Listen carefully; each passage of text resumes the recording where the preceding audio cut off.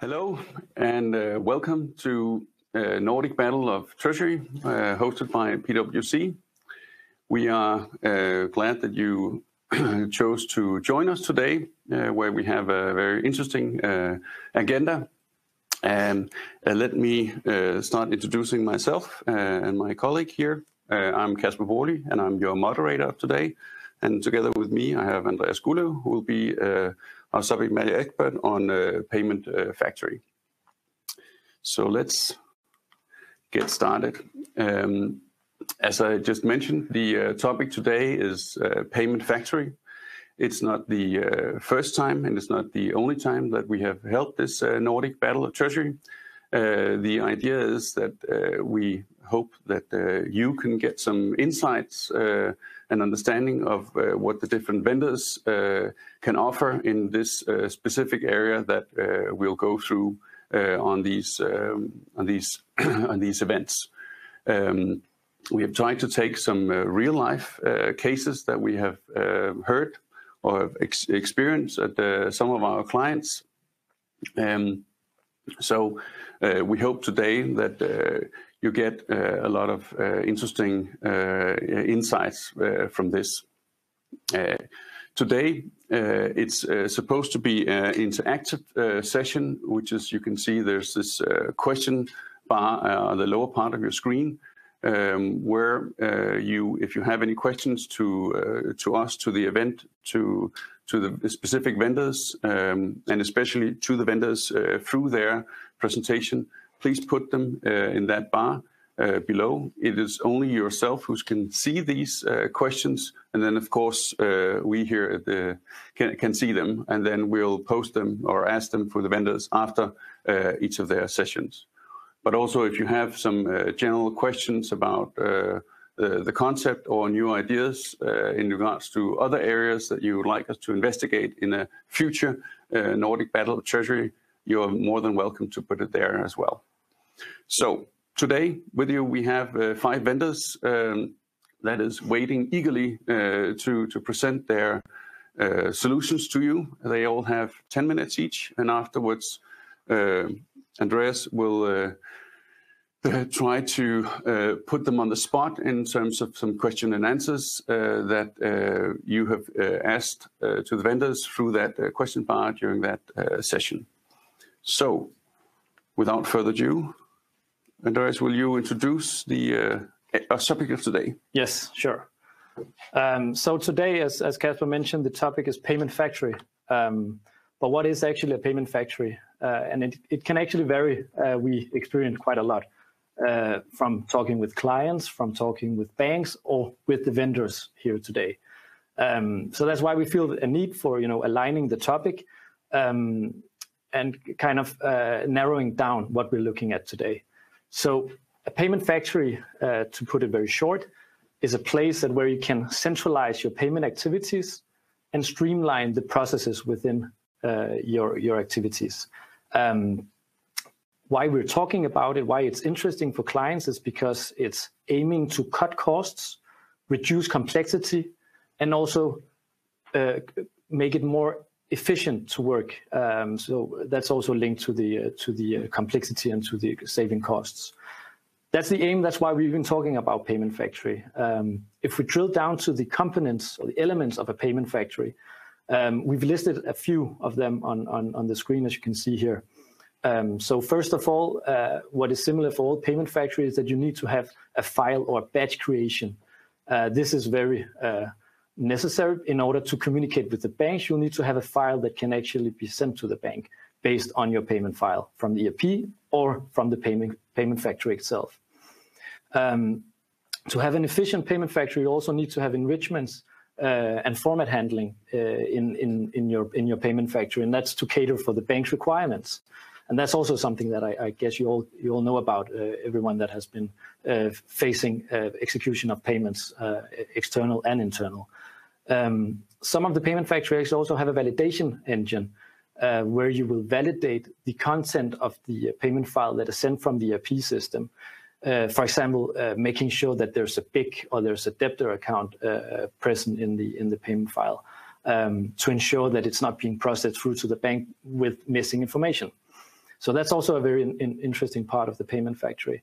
Of course, we also have the bank connectivity, and that's the way that you kind of you link your payment factory to something external. That's a way to execute your payments if you don't want to download the payment file via the payment factory and upload it in the banking portal. To automate this, you'll need a bank connectivity.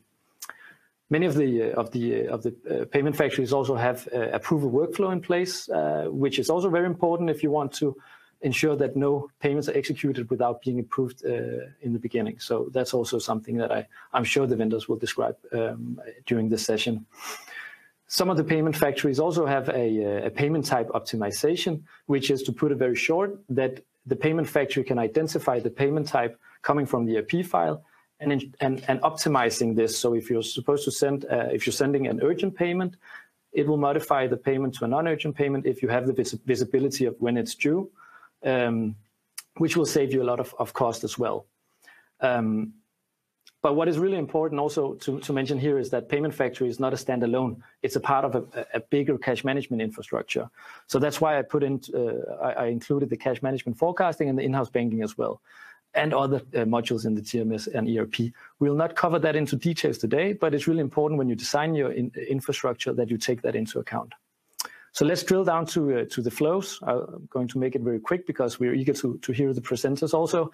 If we're looking at the flows, you'll see on the left-hand side, you'll see what we call the internal flow, which will be internal payments. Those can be physical, or those can be settled via an in-house banking account or intercompany accounts, which of course requires an in-house banking module, either in the ERP or in the TMS system.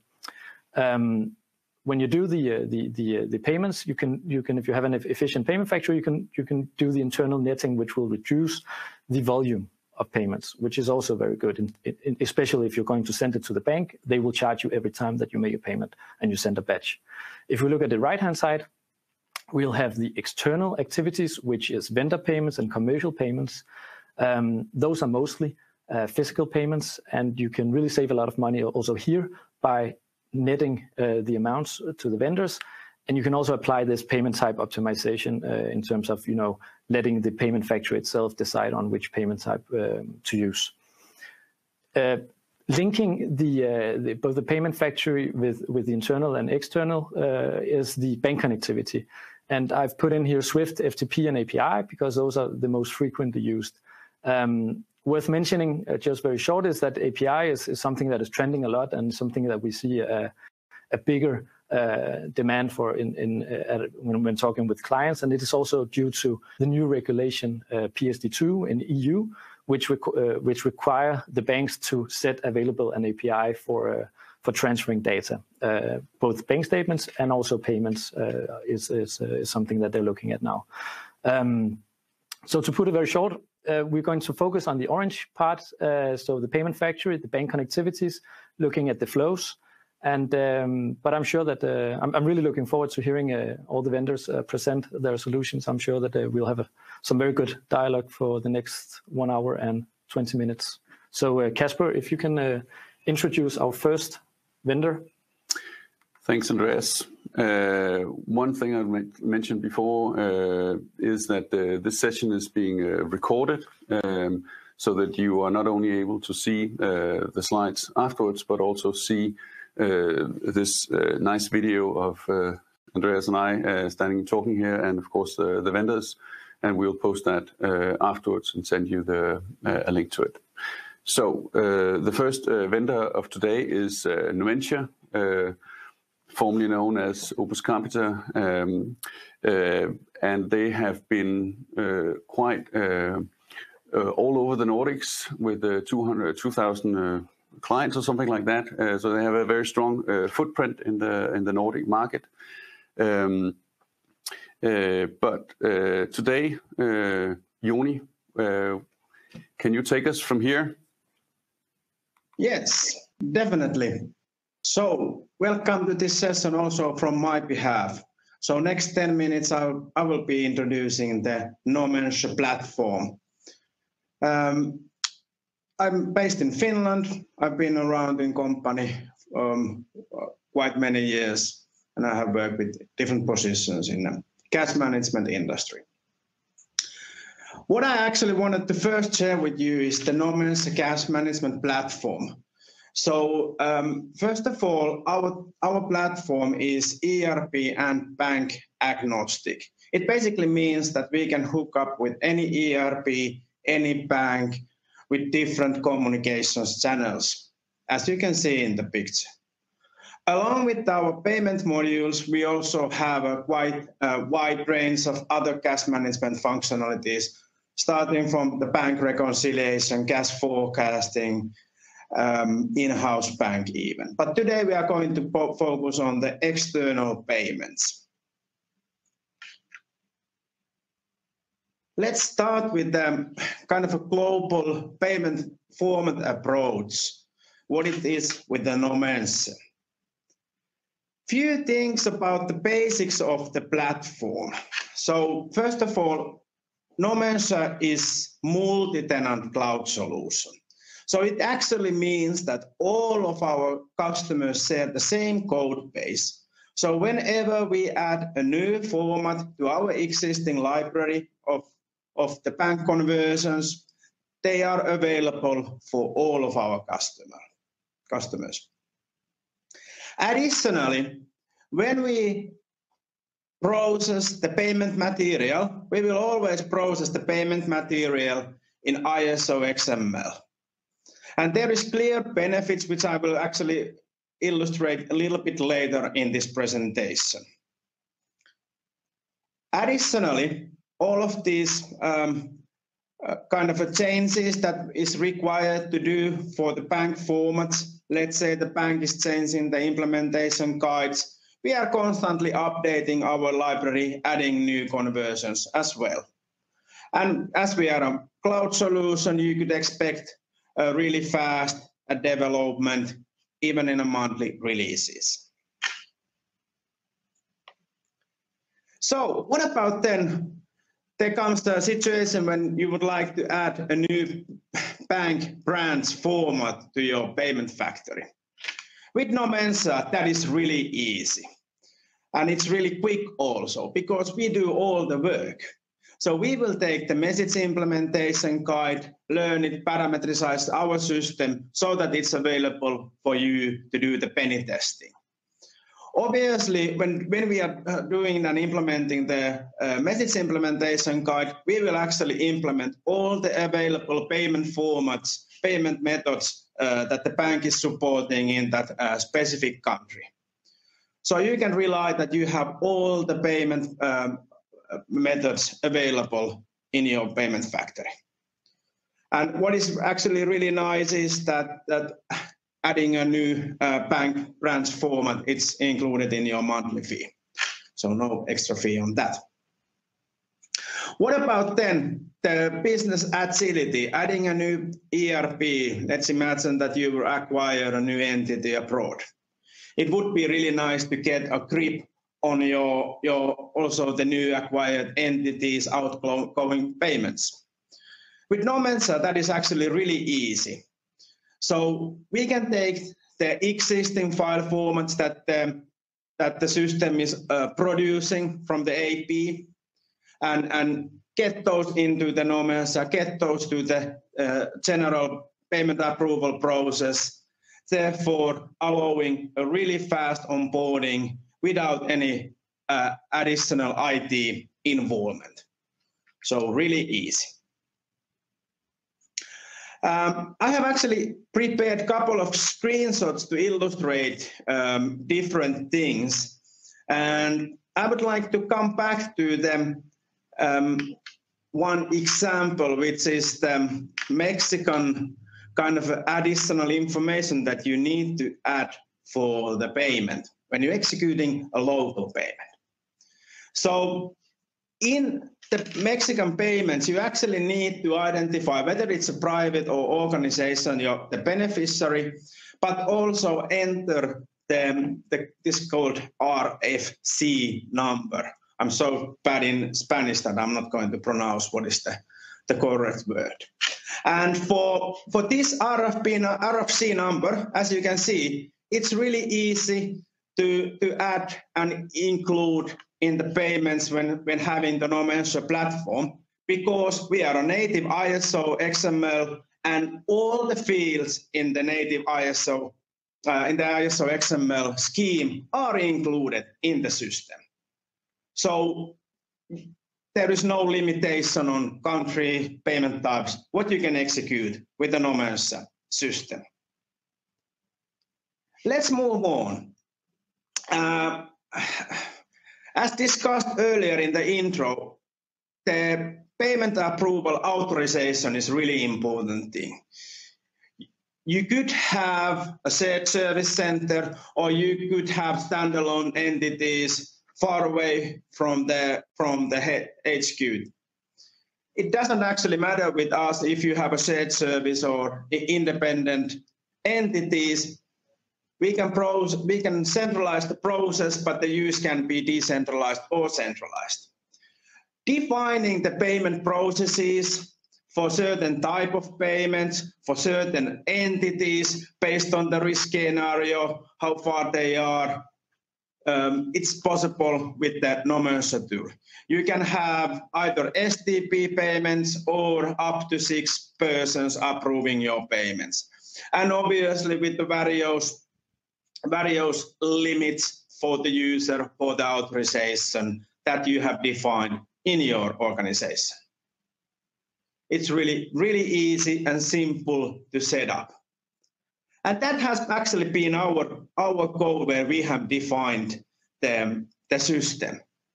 So thinking about processing the payments, here is an awfully lot of information, but I will just briefly update you on this screen. So what I have here is that I'm processing a payment batch, and there is obviously several payments inside the batch. I can search, I can even deblock a payment from a batch if I like. I can change the due date, I can change the debtor bank account if I wish. Obviously, the validation of the material when we read in the files from the originating system, it's really important. And therefore, for example, you can see we have a validation. Luckily, all of these payments in the selected batch are okay, and no warnings or errors related to the validation. What the system has been doing is visible.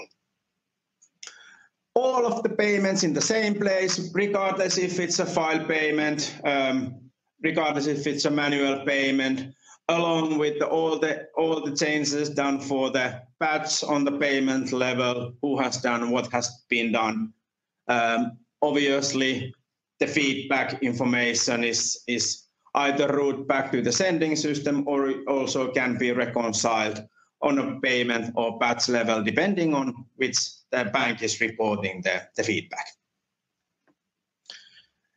So, last but not least, I would like to highlight why Numentia.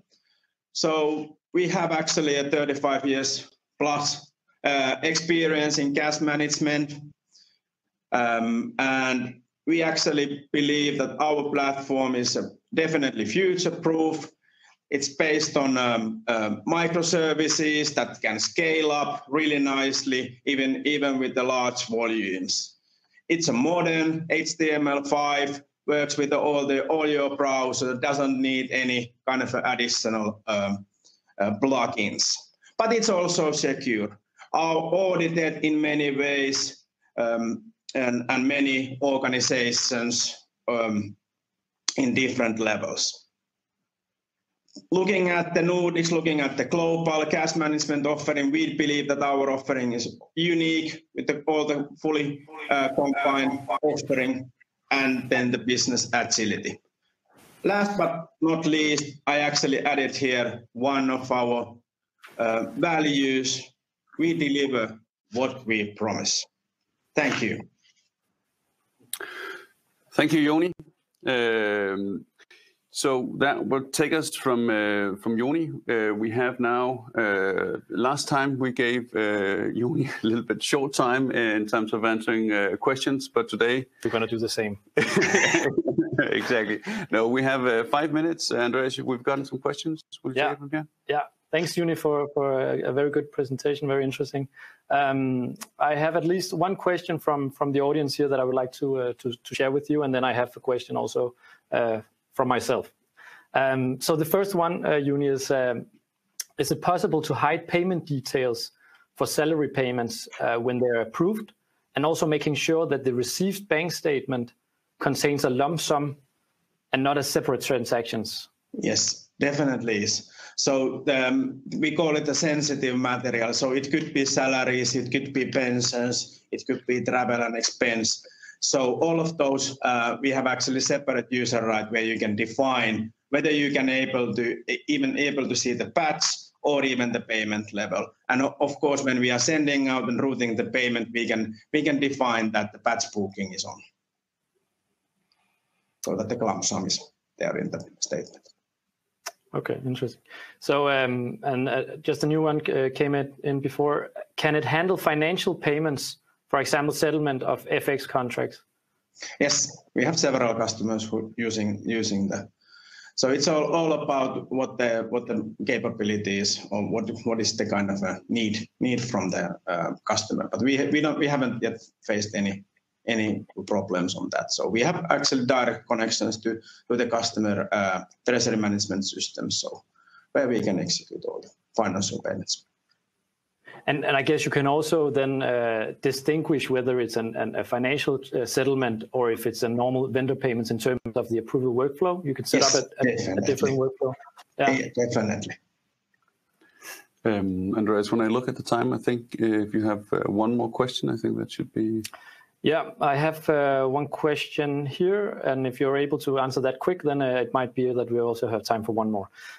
In the Mexican example, if I make the payment manual, how do I ensure that this field that you're talking about before is actually a mandatory field to ensure that, it's kind of a validation rule in your payment factory? Yes, that is really good question. So what we have in the system, we have a concept called templates, manual templates. So you can define the manual template, for example, local Mexican payment, and include that field as a mandatory information, both for the organization and then the number. And of course, you can make sure that it's only for the Mexican payment that will apply. Definitely. Okay, great. Yeah. Okay, thanks. I think one more. One more. One okay. more. So if you're supposed to go into an implementation phase and you have, would you handle the bank connectivity differently if you're talking about Nordics or rest of the world? I mentioned at the beginning API. That's mainly for the European countries. Yeah, of course. Thinking about the corporate APIs and the payment part, I think that most of the banks, they are not ready yet in executing the payment patches. So we are following the situation on when it comes to the APIs and implement when the banks are ready. I guess the kind of approach, whether it's then the host-to-host connections or SWIFT towards the Nordic banks, we both obviously support. It depends if you have also other countries in your organization. So typically we have customers that have a global footprint. They will prefer the SWIFT due to the kind of dynamics of that, or the nature of the SWIFT connection over the host-to-host. All right. Thanks, Juni. That makes sense. And thanks for the presentation, and thanks for answering all the questions. Yeah, thank you. Yes. Thanks, Joni. That brings us to our next vendor, who is probably somebody you all know already. This is going from a large player that Numentia is in the Nordic to a truly global player, and a very large one of them, FIS, that has quite a lot of products, and actually I think they have a product for all need you can have in the treasury financial space. So, Dirk, what kind of product have you taken with us today? Yeah, that's actually true. We have a number of products both in the treasury and the payment space. But today I'll be talking about our solution called Trax. It's our flagship payment factory for corporates. Can you I just wanted to check, make sure that you can hear me and actually see me.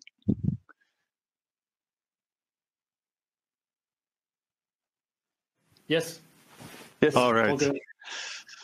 So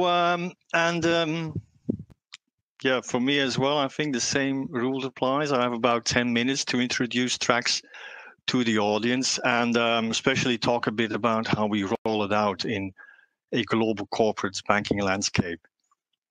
But first, I also wanted to start by situating the payment factory because, well, I've collected a few numbers here, and these numbers come out of our study from last year, market study, and they show actually the main drivers for introducing a payment factory, a global payment factory. And what it shows is that it's not just about bank connectivity and formats, which is mainly the topic of today, but the main drivers are business related, with fraud prevention being by far the top driver. And that's actually one of the messages I wanted to give today, is that when you look at a payment solution, you really need to look at your end-to-end process, look at challenges, opportunities, so that you can get a maximum benefit from the investment you're doing. But back to the topic, here's a picture of how it works. We have, well, kind of similar picture as the one you've shown at the start. So we have Trax in the middle, and connecting ERPs and payroll systems, treasury management systems to the banks on the right-hand side here. And the application in the middle, Trax, has been around for over 15 years. It has evolved enormously based on experience gained serving many customers, including some large ones like GE, IKEA, Shell, Sandvik, and many others. And what these customers have all in common is they have their own challenges, their own processes and requirements. Some really need advanced functionality like payments on behalf of or in-house bank integration, complex approval scenarios. Some face significant volume challenges like our insurance customers who process multiple millions of payments and collections on a monthly basis, or scope challenges where we have clients operating dozens of ERPs, and 1 out of 5 of our clients is active in over 50 countries, including regions perceived difficult for payment automation like China, Russia, Latin America. But in essence, as I said, the high-level picture will be the same as the pictures for all the other solutions you will see today. I think our key differentiators are, 1, the flexibility, that we really support our clients' business processes. We can configure the solution to adapt to our clients' requirements and processes, from straight-through processing to full payment factory. We integrate in their IT environment, being ERP agnostic, and we have even clients taking full ownership of the application, as it's quite flexible and easy to manage and completely managed from within the application itself without additional development, etc. And the second key differentiator, I think, is our global presence. FIS is a global company, and we have an experience with running global deployments. On bank connectivity, I just wanted to point out that all bank connectivity is configured and managed and monitored from within the system. We have a lot of customers using SWIFT, or let's say that's the protocol used still largely by our customers.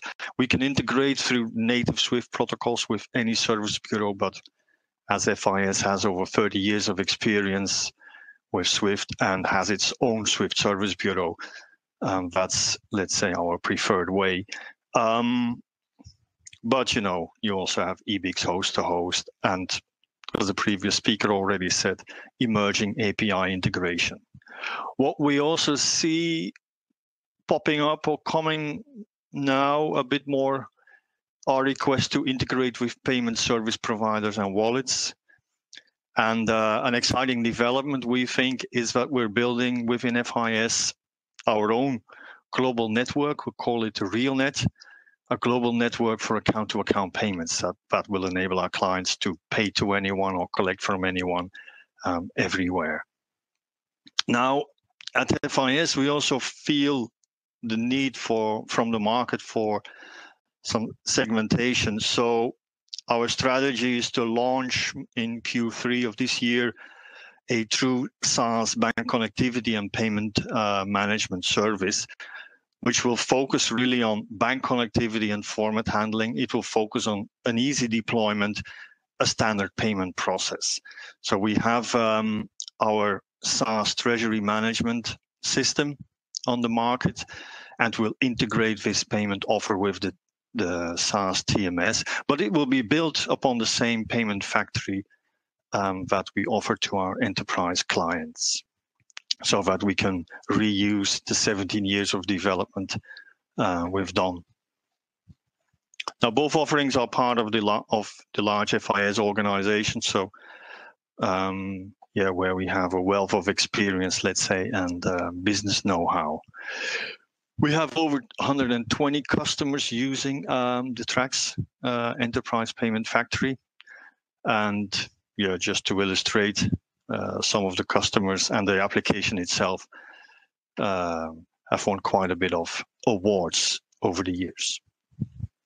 Now, I also wanted to give you a little flavor of what Trax looks like. So as I said at the start, it's about detection, it's about controls and validations, and visibility. And so you have a system where we process payment statements through workflows, largely automatically, and operators intervening when it's required, for instance, to handle exceptions, and especially to approve all your payments for all your banks from within one screen, let's say. And to connect back to the topic of the day, which is connecting to all of your banks, it happens really when you set up such a project. Typically there you see rollouts where you have connectivity to many banks planned in kind of, let's say, go-live waves and sequential go-lives where we have a mass rollout. But also when you have a day-to-day context expanding in the region, changing banks, adding new ERPs, having an acquisition. We, as I said, we have some customers who do all of the work themselves, but when FIS is involved, we engage dedicated teams who offer a very efficient and quick response, can do all the work for you. Their approach is to start with a checklist. For instance, go back to Mexico, you want to connect to Citibank in Mexico. Well, are you already connected to Citibank for other flows, for instance, via SWIFT? Is it just merely a new format variant, or is this really setting up integration between you and Citibank for the very first time? And once this is established, the workflow and the formats are set up in the system. For these formats, of course, we've done hundreds, not to say thousands of format variants over the years with major cash management banks in many countries. So we can reuse format definitions from our library, like the example of Citibank Mexico, that will most certainly be known in the system. This happens without development, it's configuration in the system, and before bringing it live, we want to make sure all's fine, so we go through a validation phase. And here I'd like to point out one thing is the fact that the application embeds an automated testing tool, so that whenever flows are added, integration is added, we are sure that none of the other flows are impacted. So to summarize, 3 key terms here.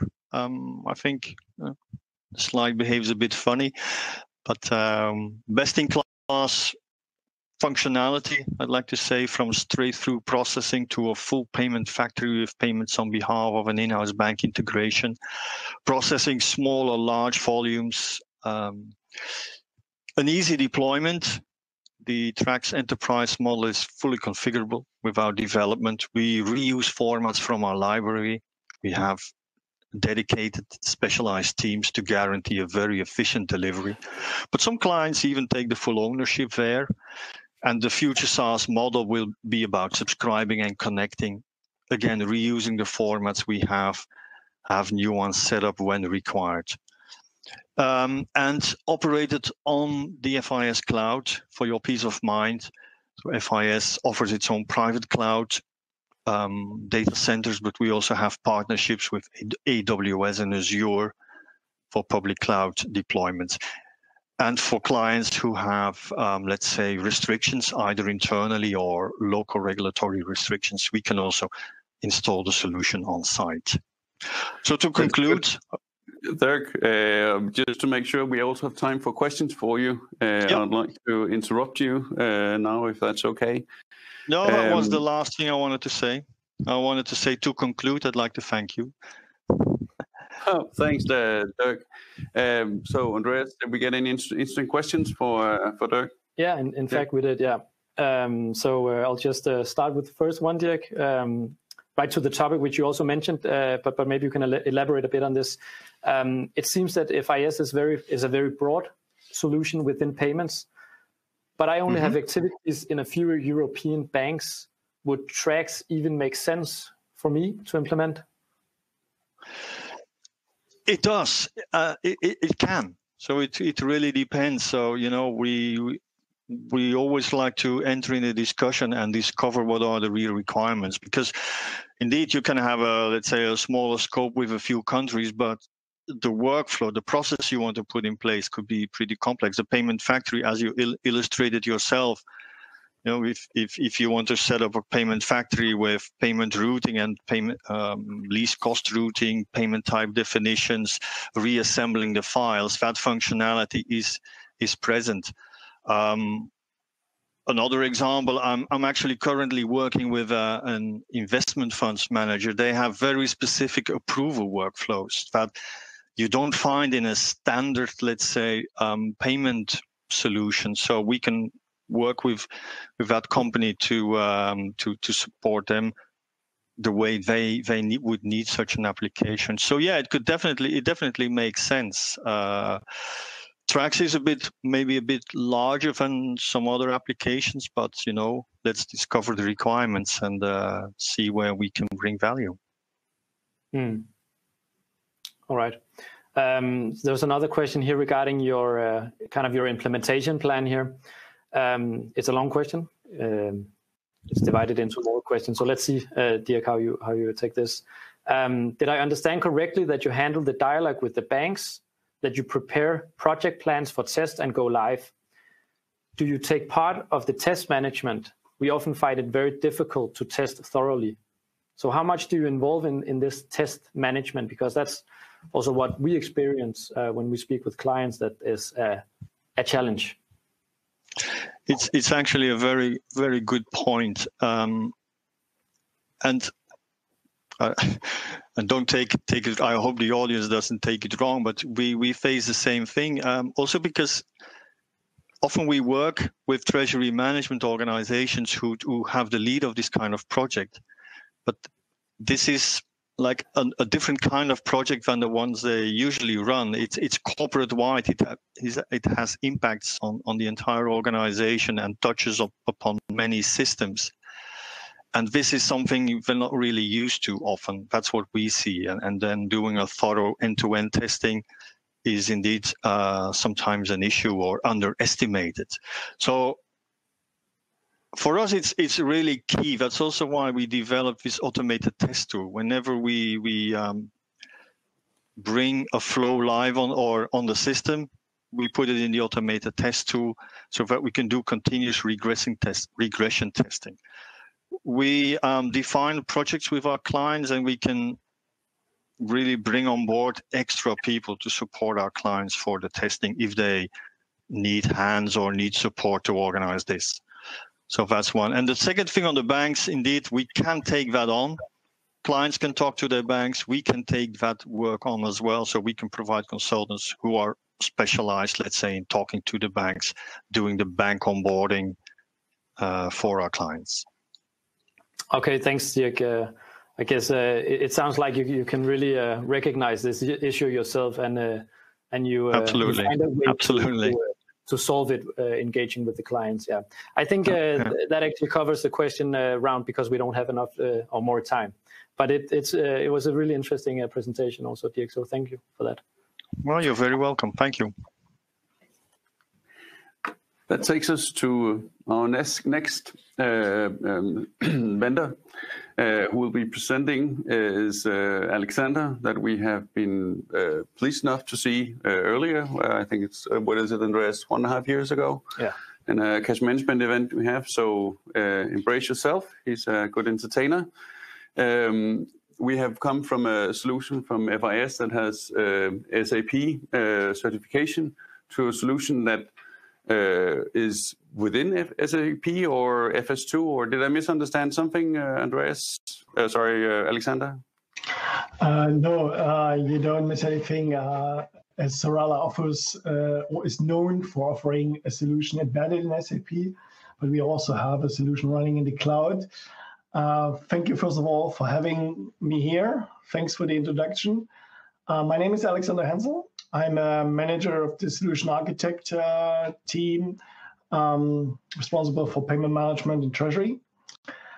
And I would like to present you a little bit our interpretation of Payment Factory and what we are offering. First of all, I have here a little bit of an introduction slide, what we are facing when we're talking to customers. Payment Factory is not a full standardized term in the way that there leaves a lot of room of interpretation. And it also develops over a certain kind of degree of centralization. And therefore, I just want to spend a couple of words on that. Sarala offers for all those pillars and all those steps solutions, from cash pooling, netting, to central payment processing, but also payments and collection on behalf of. That we have solutions. Important is that when we are focusing on central payment processing, we see a couple of challenges which we are able to cover with our solution. And how does it work? On the left-hand side, you typically see the source systems, which can be other SAP systems like HCM, or you have an IS, external subledger system, for example, for utility companies or insurance companies, or other ERPs and TMS systems. So all those systems can be connected to SAP in some way or another. Most of the time, SAP offers standard interfaces to their SAP environments. And then also we have the possibility always to import payment files into FS2 Payments. FS2 Payments is situated as an add-on in your SAP. And it doesn't matter if it's ECC 6.0 or for HANA Finance. So therefore, we are very flexible. The main there are a couple of advantages. The main advantage is utilizing your SAP in the way that master data is available. You have already a built-in user rights and object permissions. So that is very helpful. And on top of that, we are bringing a payment solution which is able to be flexible in workflows, be able to facilitate a global payment factory with payments on behalf, working closely either with our add-on in-house cash or in-house bank solution, or also able to work with SAP in-house cash, if you prefer that. What do we bring to the table here is also a very strong fraud and compliance engine, which helps customers to be a bit more sure and trying to have a more secure outcome and secure processes around payment. And what all the other vendors talked about and former speakers talked about is how to connect and how do you make sure to facilitate the right payment formats. So what do we expect is a standard payment format out of SAP or out of our cloud solution, which could be an IDOC, which could be an XML file. Important is here that this file contains all information which are required for the outgoing payment, final payment format. That's sometimes a bit challenging. We all know that because we talked about Mexico, but also in China, you need to submit certain kind of codes, purpose codes, and flags, which are usually coming from your ERP or from your payment system, from your source system. And in our Serala Cloud Payment as a Service offering, we are making sure that this final format is converted. We have a big engine, and based on experience and projects, this database is growing. And we're also offering their connectivity to the banks via various channels. I will elaborate a little bit later on that, how the payment as a service works in particular. Important is that it works for the in and outbound information. And when you want to see that a little bit closer, I have here called the potential target operating model of a payment factory. So again, we are situated in the middle. That's typical chart which you find with a lot of vendors. So as you see here, we have a 4HANA finance environment, the latest one, for example, 2020, for example, where we are seeing a full FI, where the customer generates typically payment runs. What we also see is they have still an old ERP system, old SAP system, ECC 6.0 from a subsidiary or from a recent acquisition, and some other ERP systems on the left-hand side. So all those systems are very well integrated in the central solution, and the central solution is payments and account statement.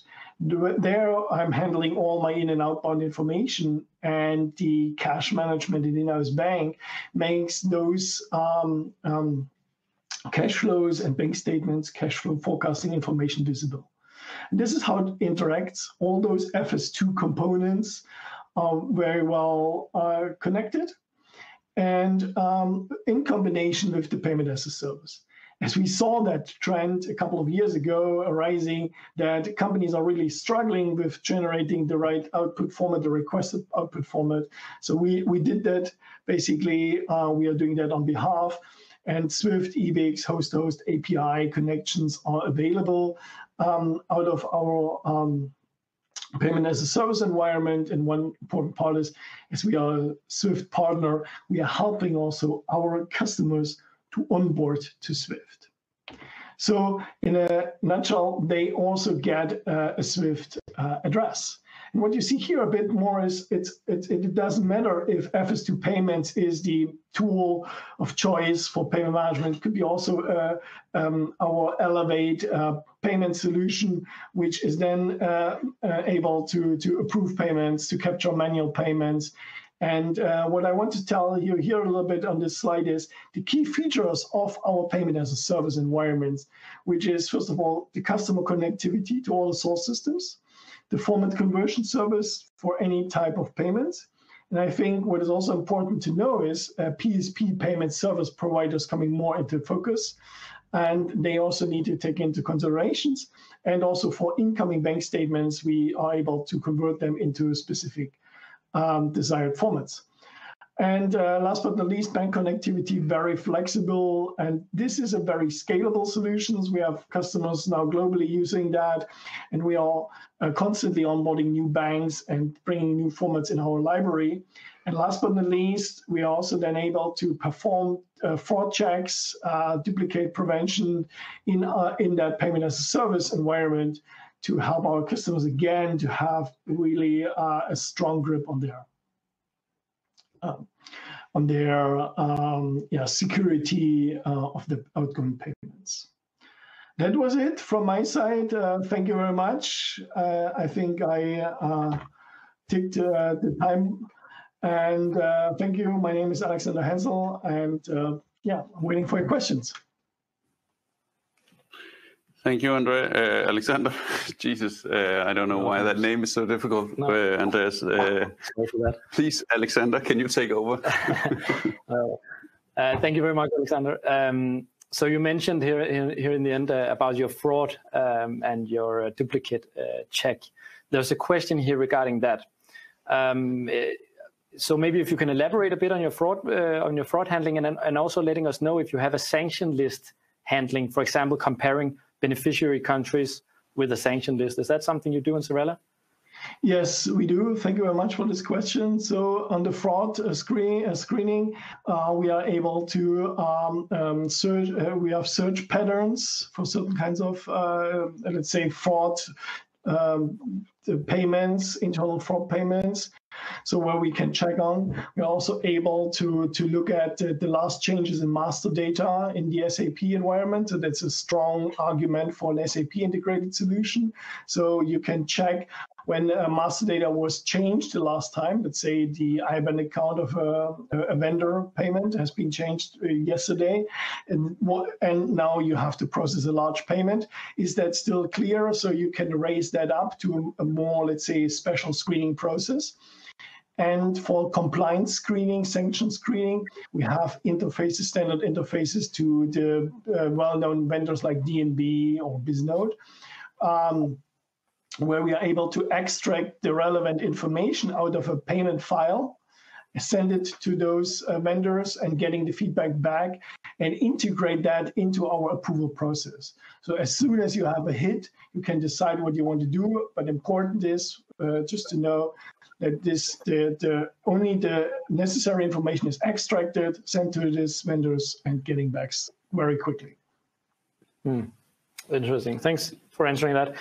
There's another question here, which is also related in the same way as the question to Dirk earlier, to the implementation of a standard payment project. So how do you ensure that all the payment types are captured when defining the scope? And is that something that you document, or you sit together with the client and document at the start of each project? And how do you approach that? Yeah, that's always a challenge. I know that from my solution architect work, where a lot of customers are even sometimes not aware of what output format is required. And it's a very technical topic. So what we are doing during kind of a blueprint phase, analysis phase, in the beginning of the project, even before we are selling, when we are offering the project, to find out in which countries, which banks, and which type of formats are required. And this will be fine-tuned and assessed on a constant basis to know, for example, tax payments, or to identify specific local payment types like RIBA or whatever in specific countries, to be able to meet those requirements and to have no surprises. Important is, one thing to say, the customers is not heard when we have a more outgoing payment formats. This will not hindering us or will influence the for example, the pricing term. All right, thanks, Alexander. I think we have room enough for one more question here. We have 1.5 minutes. So there's a question here regarding your validations in Xarella. How can you elaborate a bit on your validation rules? And here I'm talking about the file coming from the ERP system before you're sending it to the bank. Yes, of course we have an internal validation rule. That means like the file we are receiving from our source systems is validated. If all information requested, output information is there, we are able to provide feedback to the end user immediately. And we will make sure during the implementation project that the source systems are equipped with the information, or feeded with the information what we are requiring for the output format. So that's a very crucial step, that the source systems are capable, as I already elaborated on, are able to provide all information required for the output format. And that is something which is basically a kind of a tandem approach, where we are talking to the solution owners or source system owners to get the right information for the final and desired output format. Okay, thank you very much, Alexander. We need to move on, but thanks for sharing very interesting thoughts and ideas and the presentation from Xarella. Yeah. Good. That takes us to our next vendor. This is also a global vendor that has only one product in the portfolio, or one primary product at least, which is the name of the company as well. So they have a very global reach. Barry, can you elaborate a bit on this? Yeah, hi there, everyone. Yeah, thank you very much, and hello to all. I'm just going to take you through really a very high-level overview of Kyriba and our payment solution. We do have other modules within one single SaaS for treasury, for working capital. I'm going to focus obviously today on the payments part. For many organizations today, this will be quite a common payment landscape.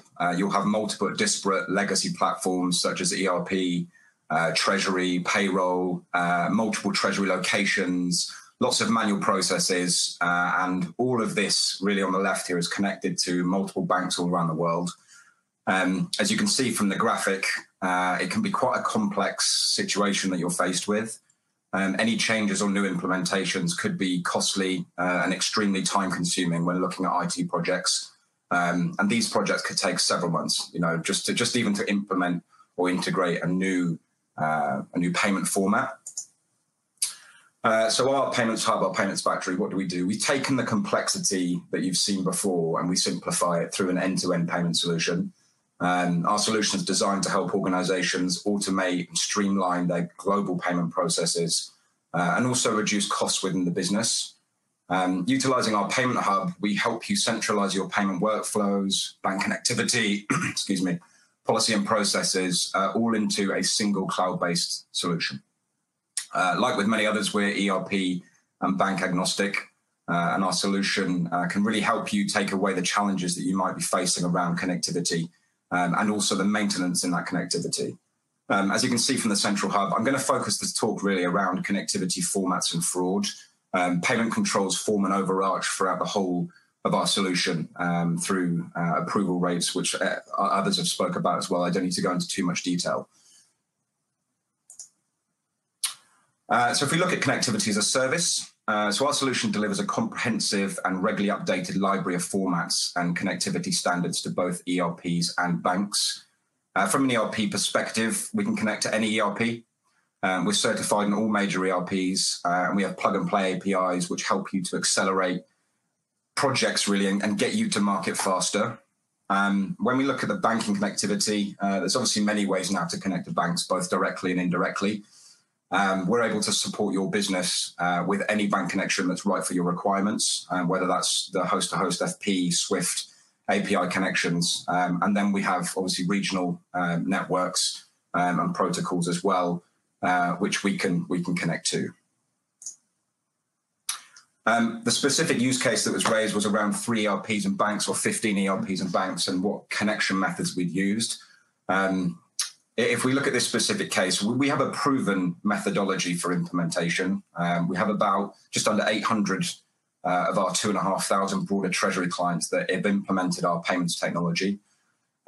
We use the same methods, whether it's 3 banks, 3 ERPs, 15 or 15 banks. Our team of experts work with you to analyze your current payment landscape and setup. And we help you decide on which are the best options for you in terms of connections. So it might be that certain banks require a host-to-host based on volume, values, traffic. Some lighter banks maybe through different connection models of indirect.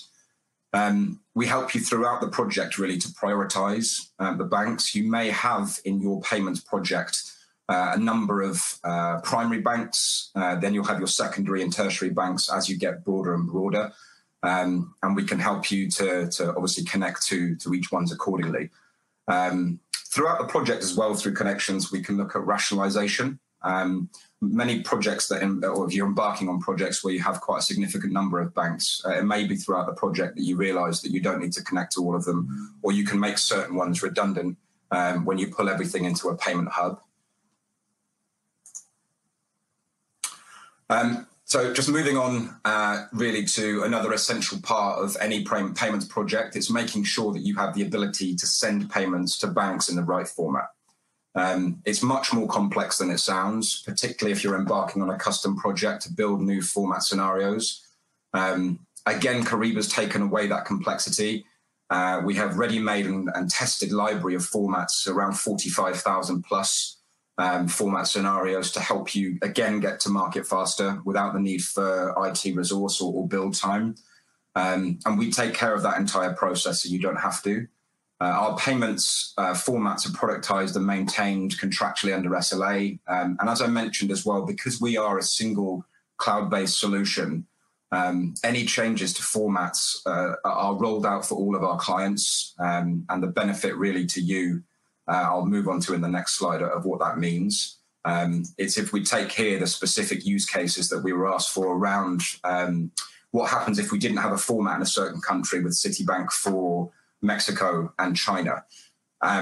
So we've proactively talked to all the major banks for which we've delivered complete payment coverage, and we're connected to around 5,000 plus in-country banks. So it's very unlikely that we wouldn't have a format available within that 45,000 strong library.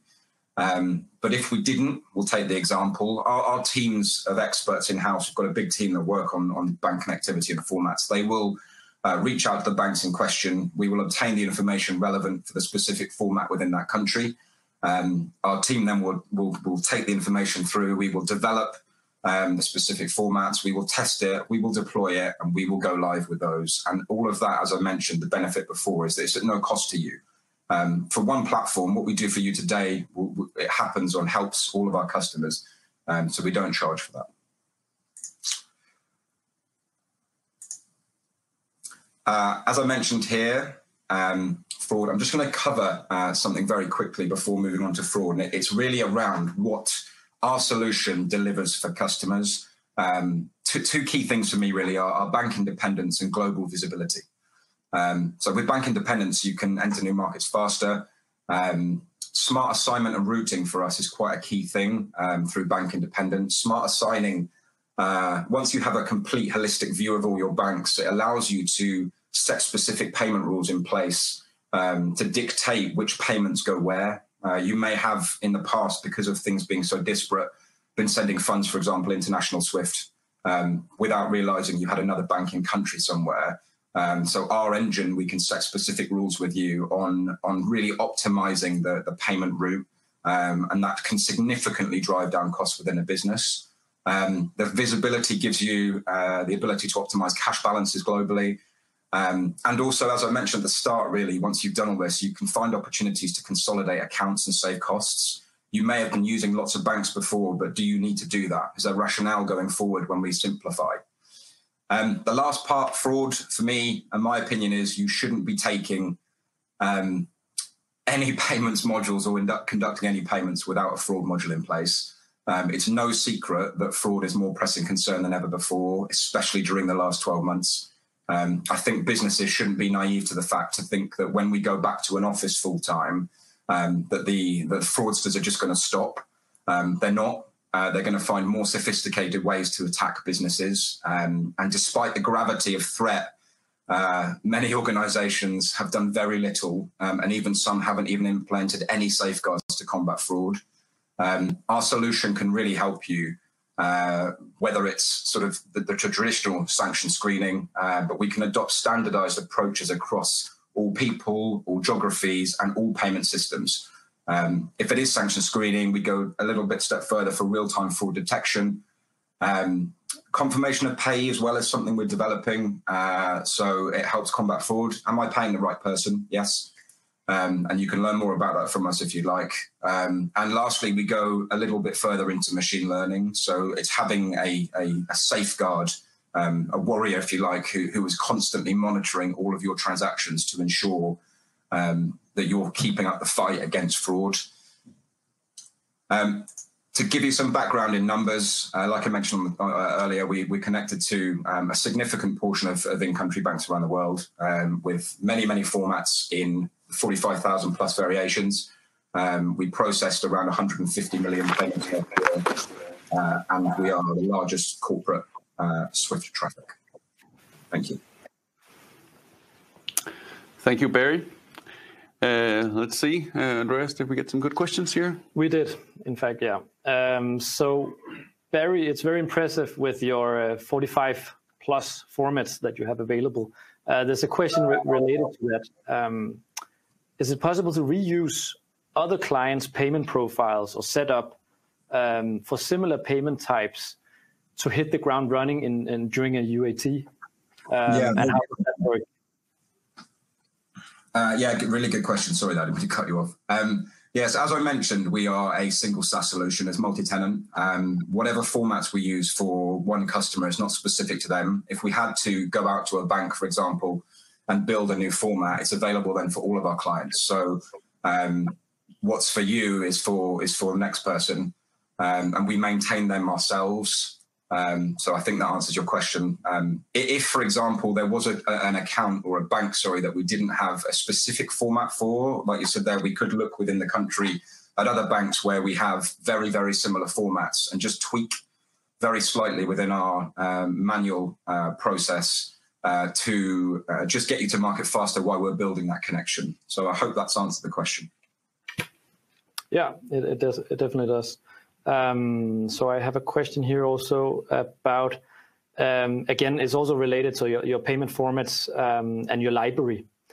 So can you just explain a bit about the process if I was to set up a payment, for example, a Brazilian domestic payment, a TED payment, and I was a new client and I added this bank account in Brazil, and now I wanted to prepare this TED payment.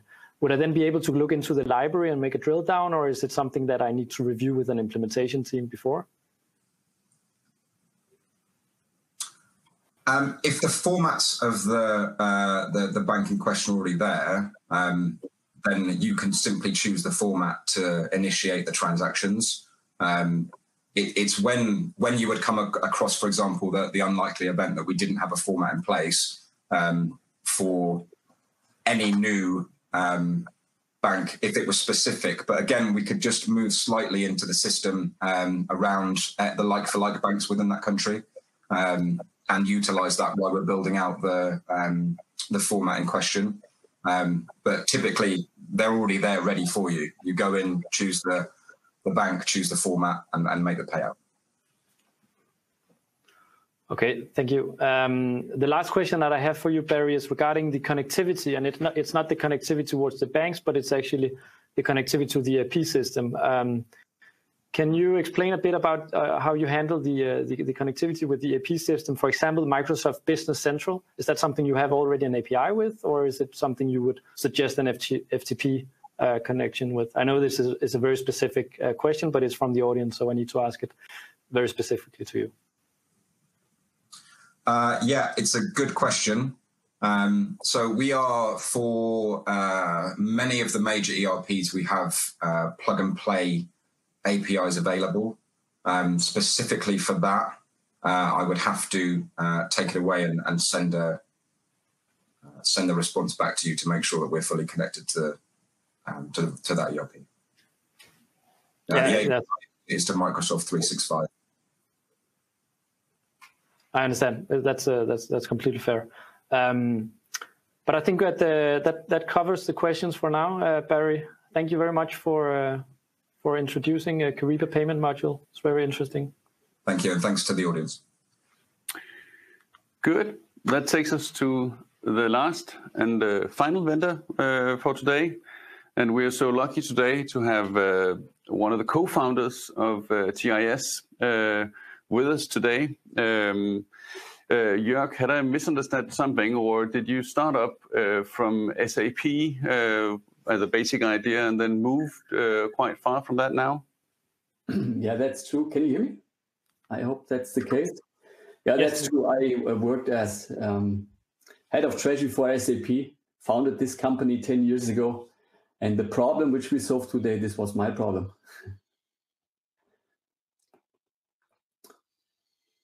You can still hear me, right? Yes, it's all good.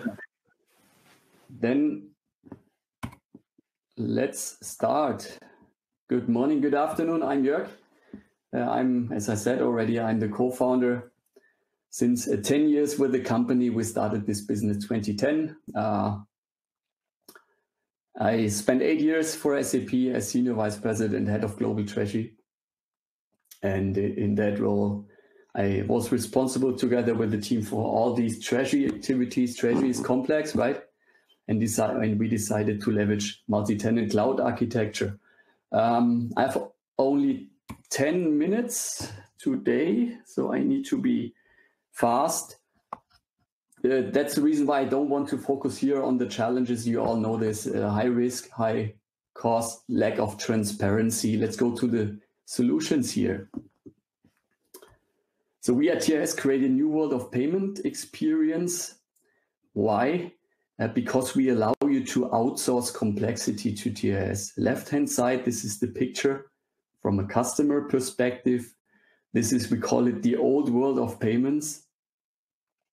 Complexity is not your friend. You have hundreds of bank accounts. You work with 20, 30 banks. Once again, from a corporate perspective, different ERP systems next to SAP. You probably have other systems. You have ADP payroll provider and so on and so forth, treasury management system. And you need to connect all these dots. And that was the problem in my former life. This is a really painful experience, lack of transparency, lack of compliance, missing governance. Good news here, don't reinvent the wheel. There is a solution there already. Let's call it payment factory as a service. So right-hand side, new world of payments, TRS is sitting in the middle between your systems and the banks. You don't need to change your banking landscape. You don't need to change your ERP or IT landscape. We simply connect the dots. So if you have in that example 3 core banks versus 15 core banks, this is not relevant. We simply connect those, or those banks are connected already to the TRS cloud platform. One ERP system versus 15 different ERP systems, we don't care. We can connect all those systems. We have SAP certified plugins where we enable the communication between your SAP system, advanced payment management, in-house bank, FI, and so on and so forth, and the TRS cloud platform. Yeah, different communication channels. This was a topic already. Worth to mention, 95% of the traffic on our platform is through APIs, host-to-host EBIX, and the rest is through Swift. Why is that? Probably due to lower Swift costs. This is customer preferences. They are free. We are Swift partners, Swift certified. So this is an option as well.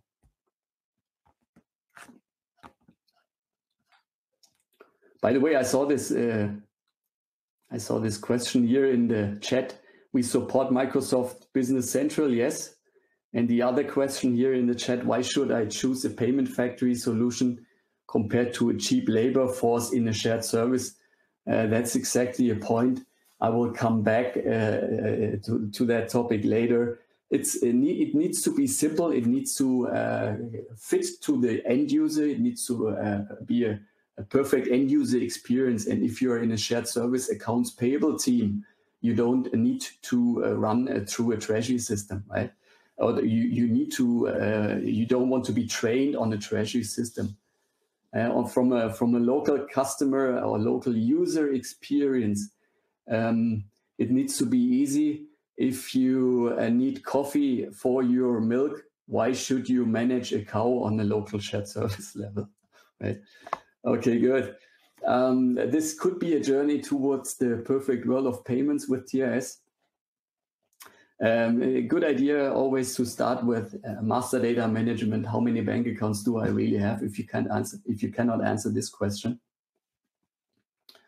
then you have, this might trigger a lot of problems. So a successful professional bank account management is very important for a successful treasury and even for a successful finance board area. So yes, 10 years ago, we were the first vendor in the market offering a bank account management solution. Visibility is the next step. When you have all those bank accounts, and you have this inventory of bank accounts, then we collect on your behalf all statements, create cash visibility. Payment control is the next step, right? And here it's not necessarily about centralizing everything. No, keep the work as it is in your local shared service. Accounts payable is a local exercise, but you want to have payment control from a treasury perspective. Why? Because you can manage what you see, only visibility and control. So you need to streamline the process across your subsidiaries.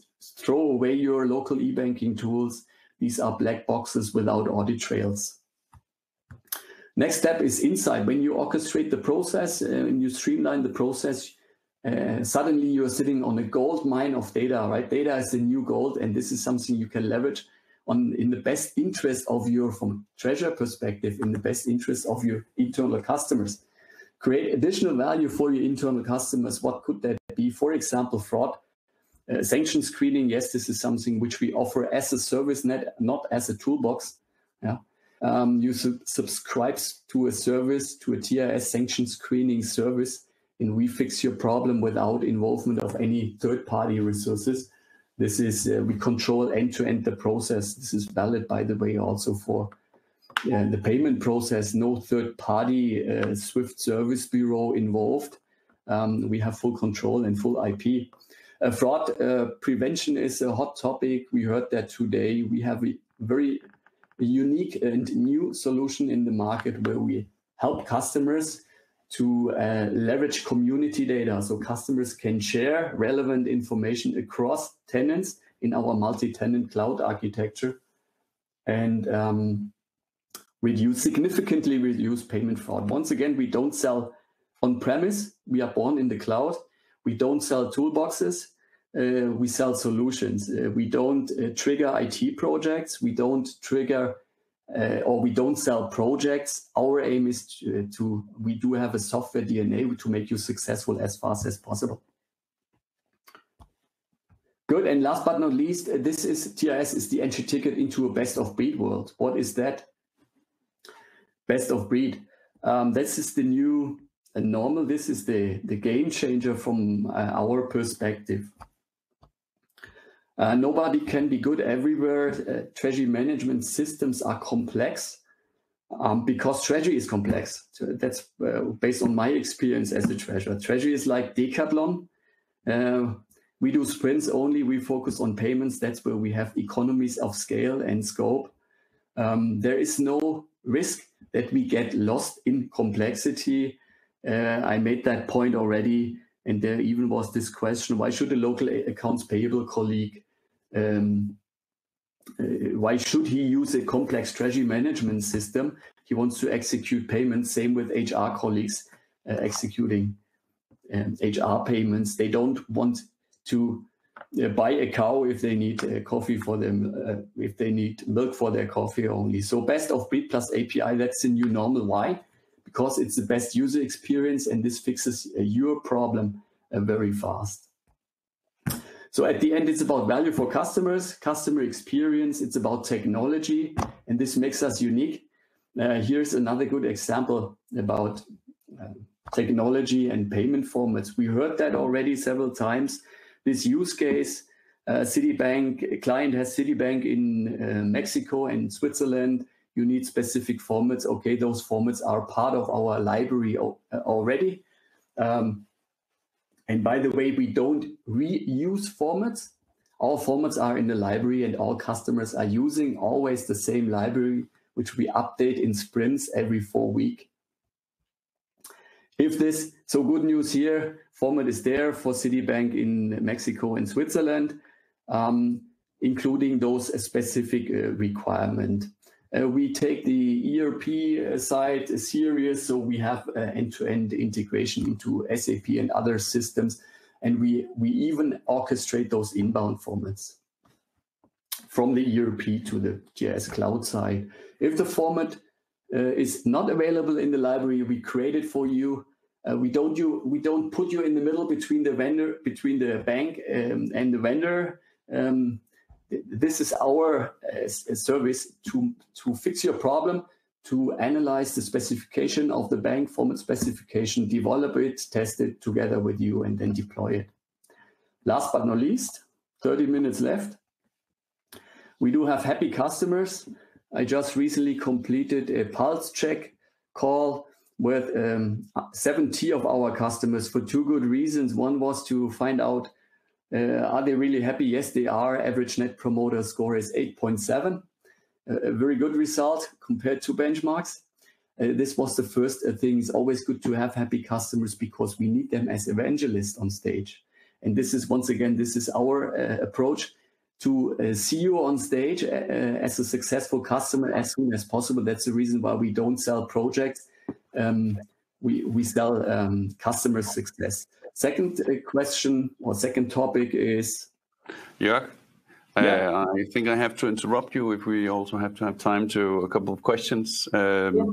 Let me make the first point. Customer-driven innovation is also part of the game here. Okay, open for you questions now. Thanks, Jörg. Andreas, to you. Yeah, but in fact, Jörg, you already answered some of the questions, so thank you for that. But I have additional questions for you. So you mentioned in the overview you had with the cash management or the payment infrastructure, very good overview. You were mentioning connecting the dots, the banks via the TIS cloud platform. And you also mentioned the technology behind, which can be FTP, API, and Swift. So from a client view, would there be any price difference if we were to connect to our different banks using different connectivities? No, there is the same pricing. Our pricing is very transparent and fair. It's a value-based pricing.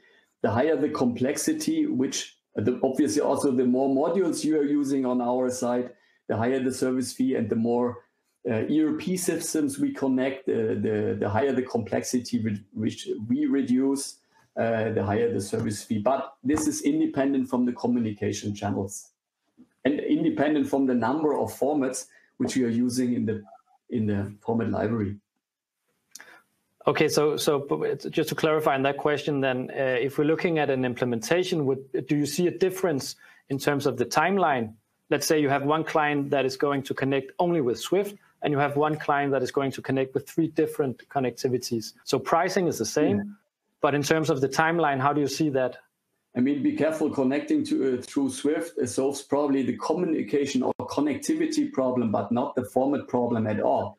So if you have a scale and if you have a certain complexity, different banks, different formats in different countries, then you can leverage our library. Right? So Swift is not the shortcut. Probably it's the opposite, because there is always the payment format topic, and the SAP integration topic with Swift does not help. So, yes, I have a question here from one from the audience as well here.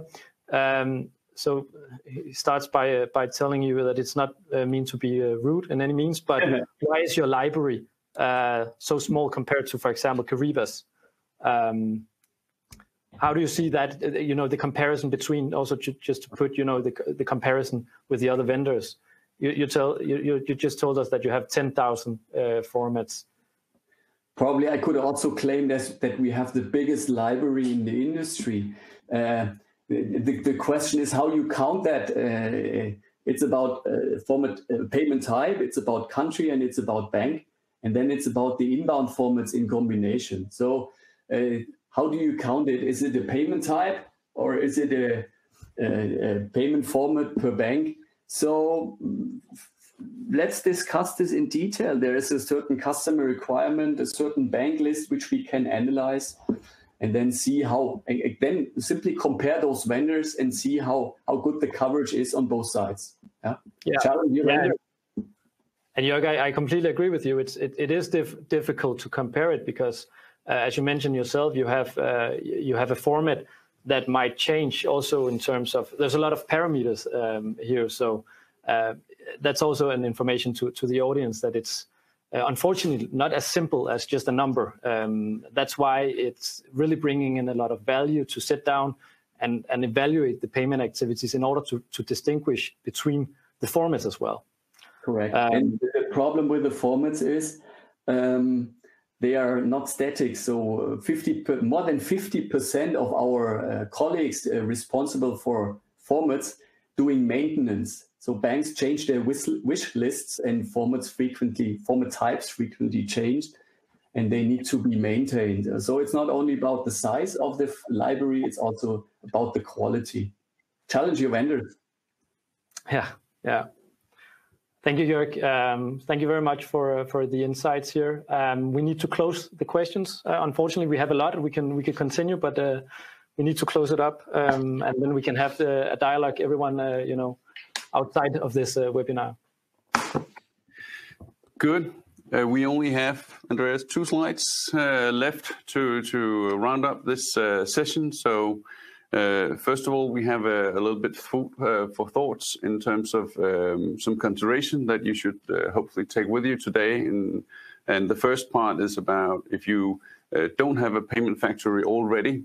So our advice to you would be to go back and try to make a benefit case of how this will actually improve your current system landscape.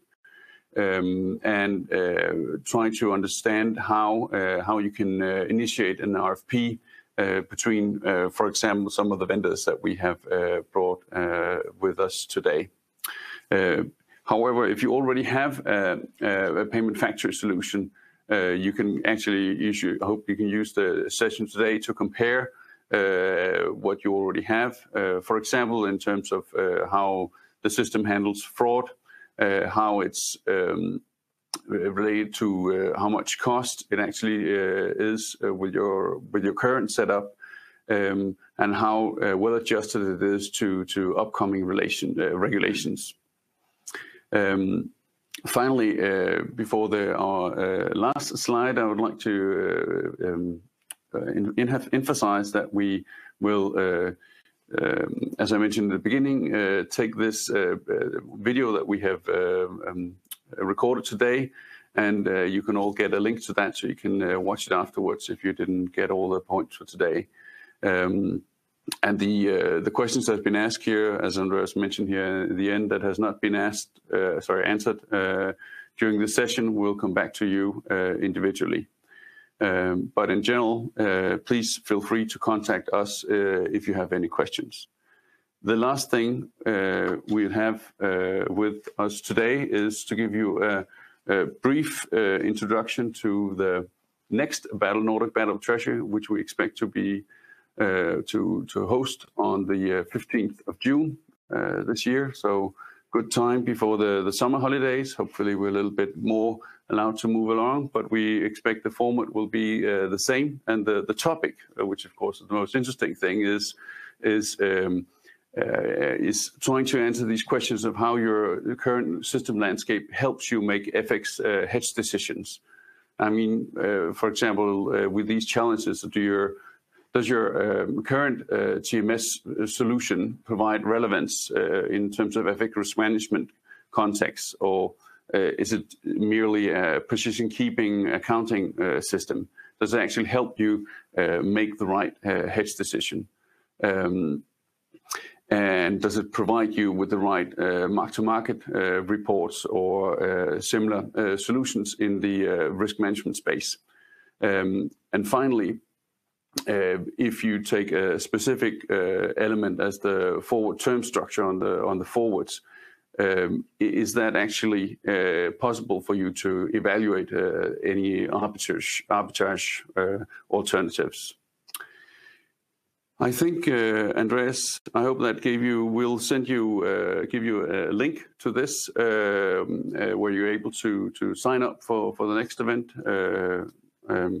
Not so long, but hopefully very soon. And I think that's all for today. Yeah.